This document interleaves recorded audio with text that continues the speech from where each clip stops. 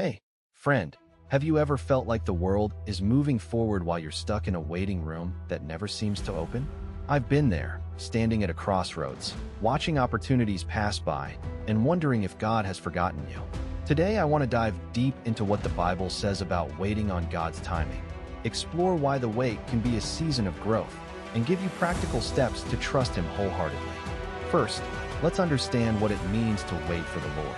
In Psalm chapter 27, verse 14, the psalmist declares, "Wait for the Lord, be strong and take heart, and wait for the Lord."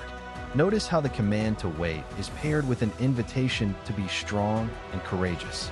The waiting isn't passive, it's active reliance on God's sovereign plan. In the ancient context, the Israelites were often delayed in entering the promised land, yet God used those delays to shape their identity. The same principle applies today. When we wait, God is refining our faith, sharpening our character, and aligning our steps with His perfect schedule. I remember a season in my own life when I applied for a ministry position that felt like a calling. I submitted my application, prayed, and then silence. Weeks turned into months, and my confidence waned. I kept wondering, is God saying no? One night, I opened my Bible and landed on Isaiah chapter 40, verse 31. But those who hope in the Lord will renew their strength. They will soar like eagles. They will run and not grow weary, walk and not be faint. That verse reminded me that waiting isn't a sign of abandonment. It's a call to hope and renewal.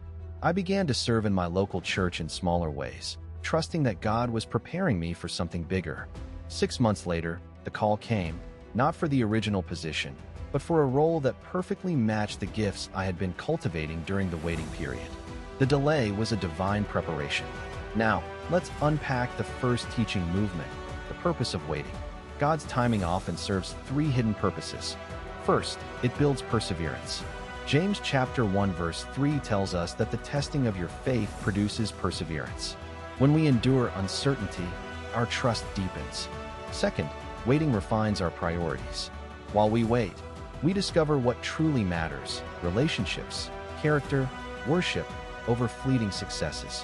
Third, it positions us to receive God's best. In Ecclesiastes chapter 3 verse 1 we read, "There is a time for everything, and a season for every activity under the heavens." God's timetable is not arbitrary, it's calibrated to deliver maximum blessing. Think of a farmer who waits for the right season to plant. If he rushes, the crop will wither.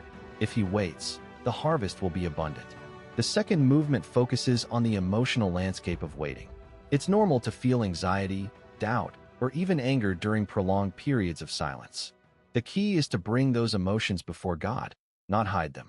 Psalm chapter 13 verses 1 through 2 captures the raw cry of a heart in waiting. "How long, Lord? Will you forget me forever? How long will I ache in my heart?" Yet the psalmist concludes with renewed trust. We are invited to pour our frustrations into prayer, to cry out honestly, and then to let God's peace settle over us. Practically, this might mean setting aside a daily waiting journal where you record prayers, fears, and any small answers you notice. Over time, you'll see a pattern of God's faithfulness that fuels hope. The third movement brings us to actionable steps for thriving while we wait. First, stay anchored in God's Word.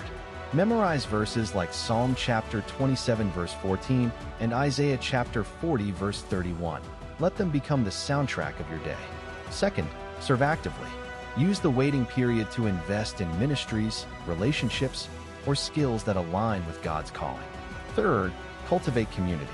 Share your journey with trusted believers who can encourage you and speak truth when your heart leans toward discouragement. Fourth, practice gratitude. Even in the waiting, there are moments of grace, perhaps a kind word, a sunrise, a renewed health, that remind us God is still at work. Finally, maintain a posture of expectancy. Remember that God's timeline is perfect, and He never delays for our sake. He delays because He is preparing a better path for us. Let me close with a personal reflection. There was a year when my family's finances were tight, and I prayed for a new job. The months stretched on, and I felt the weight of uncertainty. Yet, during that season, my spouse and I grew closer. Our children learned the value of patience, and I discovered a new hobby, volunteering at a local shelter, that sparked a lifelong passion for service. When the job finally arrived, It was not the one I originally envisioned, but it aligned perfectly with the gifts God had cultivated during the wait. The blessing was richer because the journey had shaped me. So, where are you right now? Are you standing in a season of waiting, feeling the weight of unanswered prayers? I encourage you to embrace the process, lean into God's promises, and trust that He is working behind the scenes.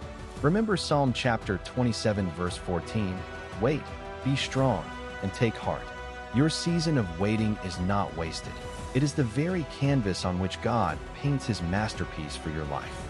If this message resonated with you, please like, share, and comment below with how you're experiencing God's timing in your life. Let's walk this journey together, encouraging one another as we wait for the glorious fulfillment of His promises.